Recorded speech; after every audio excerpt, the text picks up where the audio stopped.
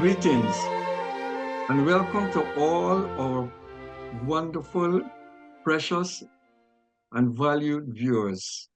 We trust God all is well with you and your family. We on this side, we're okay by the grace of God. And so, again, it's a joy having you with us. For the past couple of weeks, we're encouraging you, our viewers, to be prepared.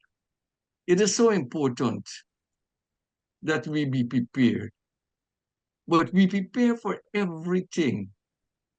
We want to challenge you to be prepared for eternity. You know, life after there is death. The Bible said it is appointed unto man once to die. And then when this is true, it says we have to stand before God and give an account for this life that we live. We prepare for everything. Are we prepared for eternity? This is the most important question we have to answer. I want to challenge you. We, from this set of choices, we want to challenge you with all the preparation prepared for eternity. We're not going to live forever. We're going to die someday. But the biggest or the greatest question that we could ask ourselves is where would we spend eternity? Are you prepared for eternity? As you listen to us today on choices, we trust God that you will make that decision before it's too late. We value you, we love you, and please stay with us. God bless you. You know, Hosea 4:6 says,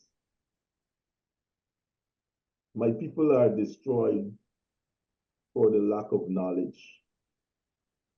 I know some people would like to confine that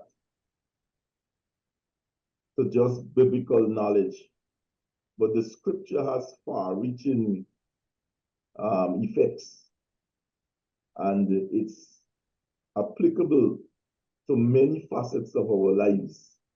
And so some people would like to just confine what they hear to Bible, but it's when Hosea spoke, this is a view that affects all facets of life. People are destroyed for the lack of knowledge. Mm-hmm. September is dedicated Education Month. And, there's a reason why an entire month is used to celebrate education, to celebrate knowledge. Because without that, you can't advance. Your growth will be stymied. And so, what happens? What is the function of education? Socialization, meaning learning. The process of education it involves socialization. It involves cultural transmission. How we see the continuity of generations because of information being passed down. Cultural, it involves career selection. What kind of career a child or children will embark on. It involves rational thinking, something that really needs to be demonstrated all around the world. Rational thinking, people must think in a reasonable manner. We have had students who have defied the odds. Instead of going through a program that is scheduled for 5 years, they covered that in 2.5 years or 3 years thereabout. And at least 3 of them, they have gone off to the university.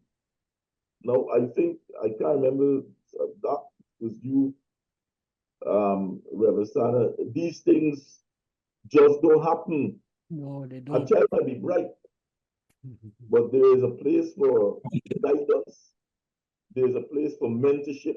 Mm-hmm. There is a place for leadership. There's a place for a support system. Mm-hmm. And when those support systems are in place, children could grow and develop. Because we know that, as Bill Dedrick said, every child is born gifted. The support system around that child is critical in terms of the advancement of that child. So while we have a child killing, when we have a child now killing people, 4 people I understand died, and a number of persons are injured. While that is happening on that part of the world, on this side, we have children who are advancing their studies at 14 and 15. The support system, and we are in the book of Proverbs too, and we saw the move, how the ant operated. Collaboration, collaboration, collaboration. Cooperation, cooperation, cooperation. With that particular element, groups, people, individuals could work wonders because of collaboration. Knowledge is key, and knowledge is power, and people will be destroyed if they do not seek to possess knowledge. Gentlemen. Dr. Hudson, I would want to, not I would want, I am congratulating you because your son is one of the 3. And similarly, I'd like to congratulate, well, you and your wife. And similarly, the 2 others, I'd like to congratulate their parents for the role that they played. Oftentimes, sometimes in the height of celebrating, we forget the role of parents. But I want to move a stage further. I want to thank God that I have one of my nursery school teachers who is still alive. And every time it comes around to celebrating Education Month, I single her out. I try to make contact to say thanks, because her guiding hand, you talk about the support system, you talk about mentorship, you talk about leadership, her guiding hand played a significant role, and also the help of God, that I did not become a guest of the state, meaning incarceration. And so the spotlight, as we celebrate knowledge and all of that, the spotlight, we must congratulate, we must celebrate parents, we must celebrate teachers. Sometimes students appear in school unprepared, sometimes without anything to eat, and they participate or they benefit from the lunches of their teachers. Well, you yourself, Dr. You are an educator, chief education officer, so you know what I'm talking about. And our viewers also, they recognize what I'm talking about. And so the importance of knowledge. There's so many children that if we provide the necessary support system, several of them would not fall through the cracks. But it requires us to be discerning. It requires us to be to consider being helpful. I was telling my wife, I think Monday, the first day of school, driving on the road, it was raining, and there was this young lady with 3 children and 1 umbrella.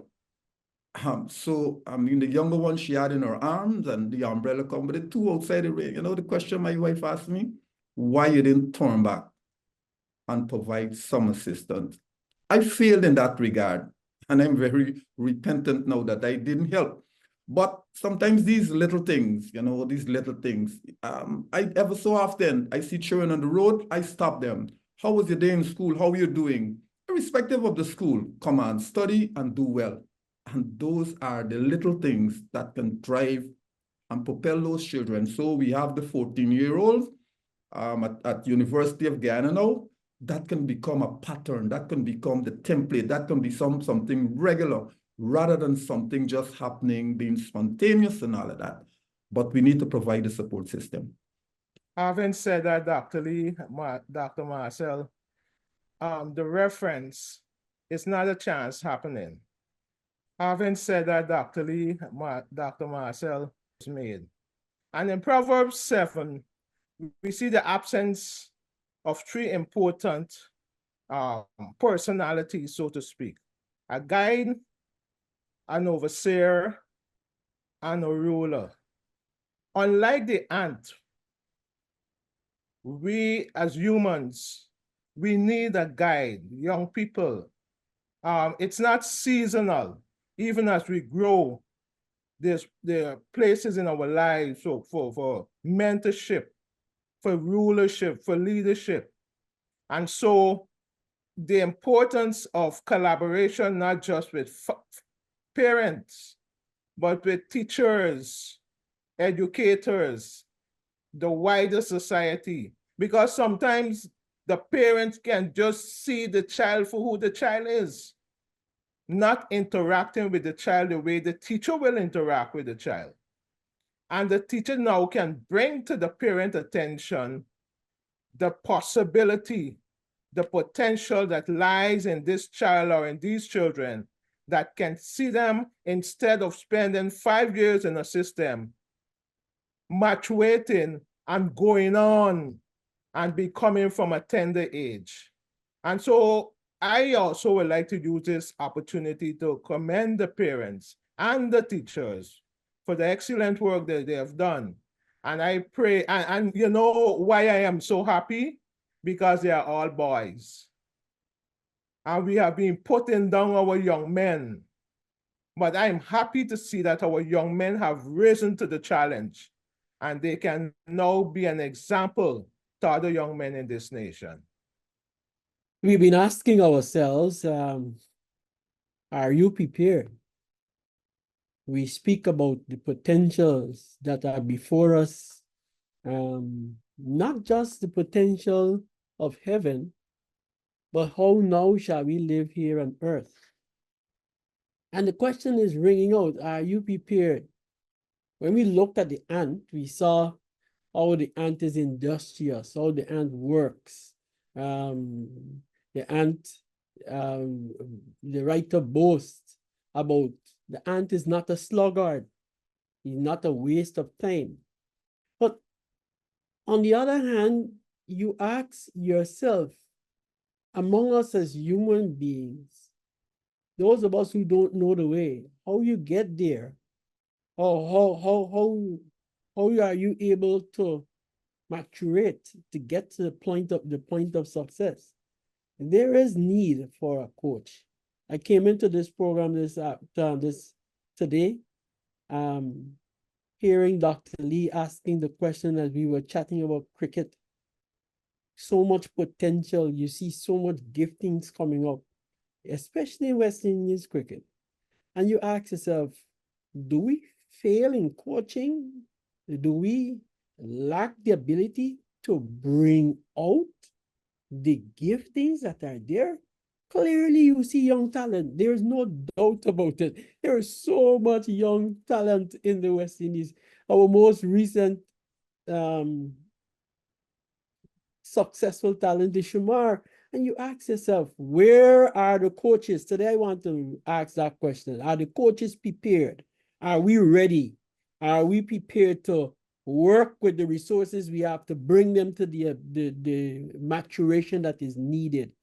Dr. Hudson, congratulations, yourself and wife, over Yeshua's success. He's among the 3 who have entered into university before even completing the secondary program. And congratulations to the others. I am sure we have many others, but we as coaches needed to be ready to help those who are before us get to where they need to go. You know, I want to just jump in here, because based upon the question that you've asked, where are the coaches? And I want to be very clear that you don't have to have a university degree. You don't have to have all these fantastic qualifications to be a top coach and to impact lives and change or transform lives. I'm saying this from a parental standpoint, because of course there are certain disciplines you have to have people with a certain skill set, but I'm speaking from the perspective of parenting. And I am reflecting, I'm reflecting upon Ben Carson. I think I've said this before. He was popular for two books, Think Big, and Gifted Hands. And he became the world's top neurosurgeon, and he was of African descent, Ben Carson. And his story is that his mother, and plus he came out of a single parent environment, his mother couldn't read, she was an illiterate. But this woman demanded that these boys attend school. She made sure, because I think it was two of them, he talks about his brother, she made sure that they went to school, and she made sure that they completed their assignments. And so even though she couldn't read, all she did was make demands. All right. A gentleman came to me yesterday at the cricket ground. He said, asked me, how long you've been a CEO? Because he heard my story. How long you've been a CEO? And I said, maybe I acted for a period and then conformed. So maybe in the office like 5 years or so. Right? And then an extra 2 that I was blessed with. And so he said, my son, I want him to do medicine. You were talking about coaching, Reverend. I want to do medicine. But I want my son to do medicine. But he wants to become a petroleum engineer. So I said to him, one of the dangers that we make is that we try to live our lives through our children. What we have not been achieved or we try to live it through our children. I said, if he wants to, they said he really wants to do that. I said, if your son wants to be a petroleum engineer, let him go where he will be happy and he will be more prosperous than him trying to. So that's a little counsel. But he said, I come to you for some counsel. And that is the direction the boy is going, even though he's a cricketer too, right? The boy is a cricketer, like my son. So the issue of coaching, the issue of standing with people, right? Angelo Dundee, for example, was one of the best boxing coach, but he never threw a punch because of the discipline that he developed and the demands that he made on people like Muhammad Ali. And so I'm saying to parents, don't say, me got no qualification, so my children can't become anything. That is a lie. That is a lie.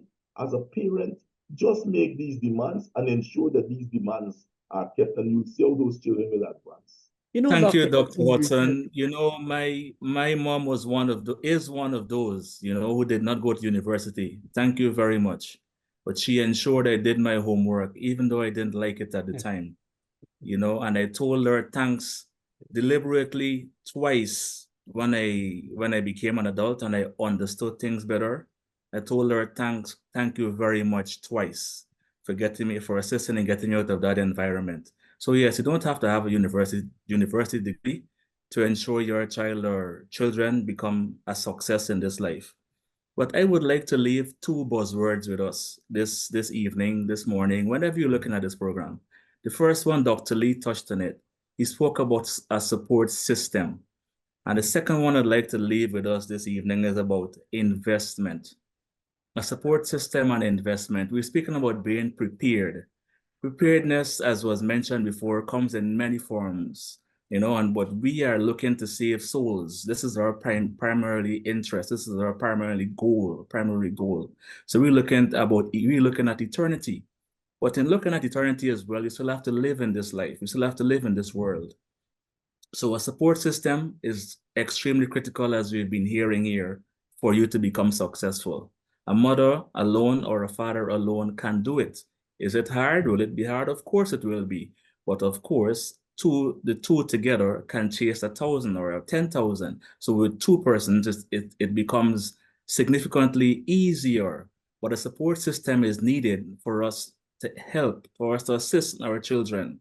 Now, what is more topical here right now in this world? Olympics just finished, and actually the Paralympics is ongoing right now in Paris. And that is where I would like us to jump to the Paralympics. Olympics, 2 arms, 2 legs, we can compete. But have you looked at the Paralympics recently? We're speaking about support system and we're speaking about investment. I saw the other night in the pool in Paris, a young man from China with no arms. You heard me? No arms in the pool. Actually, there were more than one of them. But the one from China really impressed me. This guy, his feet, they were going like we say engine boat in Guyana. This guy was doing a relay. He jumped into the pool and he's staying afloat with his legs alone. Now, how did he get here? He didn't start yesterday. He didn't start 8 years ago. He started from a tender age. No arms. And he's swimming in a relay in the pool at the Olympics, the Paralympics in Paris. So investment and preparedness, someone supported him. His nation developed a system that allowed not only those who are healthy with both arms and both legs, but those who are, as they say, differently abled. He's not paralyzed or what, he's differently abled. And he was able to produce. And I think that that team got second. But this guy cannot come out of my head. All because there was a support system and there was investment in this human resource. And he's a success. Even if he didn't medal, he's an Olympian. Investment and a support system. That's what is needed. And back to the matter of coaching, you know, sometimes you might think that we don't have the capacity to be the best coach for the young people around us or for the persons we interact with. But there's some simple things that we could do, because you mightn't be the best, but you could be a good coach, you know? And a good coach is able to tap into that person, help that person bring out their true abilities, their true capacities, even though they themselves might not have been as successful as the person who they're training. So a good coach, some quick things: they're observant. They look at the young people they're working with. They look and they carefully analyze how they move and they operate.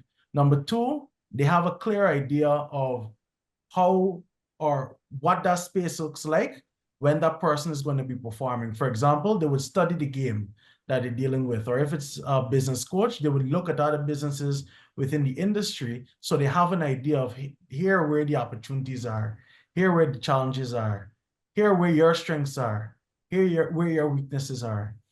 And by bringing all of those different elements together, they're able to help that person to grow and become even better than they are. And when I interact with a number of young people and you start throwing ideas at them and you start kind of guiding them in certain directions, you are not surprised when they start to believe that they could win and they could achieve. And you're literally able to see at times that some persons tap into different streams that they didn't even know they had the ability to tap into, you know? And then the other thing that we should look at as coaches and as we coach young people is what are they thinking? What is their mindset like? Why might they be only thinking about these certain areas, or that this is the world that they believe in? Sometimes as a coach, your job mightn't be to train them physically, but your job might be to train them mentally, to open their mindset, or to give them a mindset that allows them to perform within an environment and be very adaptable and dynamic. That's how you win today. You might know everything, you mightn't be the strongest, but if you could adapt, you could survive. And the longer you survive, the better chance that you'll be able to grow and win and perform even better. I want to juxtapose the 3 children who have entered an adult academic environment against a child in a state who walked into the classroom with a high-powered weapon and killed at least, I think, 6 persons, if my information, 4, if my information is correct. And you ask yourself, they are both around the same age. Why one has been so destructive so early, while the others have been successful so early?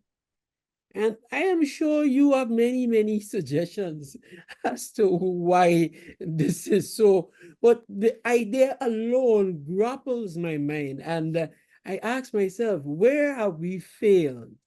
And how can we improve on what we do. We're not here to bash anyone. We're not here to call names and point fingers. But we are saying that success is possible, all right? And being prepared is necessary. And not just prepared to go to heaven, but prepared to live here on earth. Somewhere along the line, I believe that child that killed the four, the system failed him. The security system.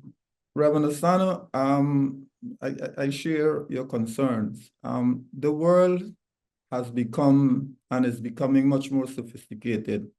But a quick example, most of us would remember the name O.J. Simpson. Well, we know him for criminal activities and all of that. But I think his position on the American football field was what? Running back? Probably. But he was very fast. When he was born, his legs were not straight like ours. And you know what his mother did? His mother placed his right side shoes on his left foot, left side shoes on his right foot in order to bring the toes in or to have his legs straightened. Sometimes we want to do or we look towards the sophisticated things to make an input in the lives of our children. Whereas the simple things, if we follow them and we do them, we'll make a significant impact in their lives. So let's look at the simple things, brethren, and so we can help our young people. Reverend Simple, the last few moments are yours. Well, what a discussion. I was just really enjoying everything that was being said.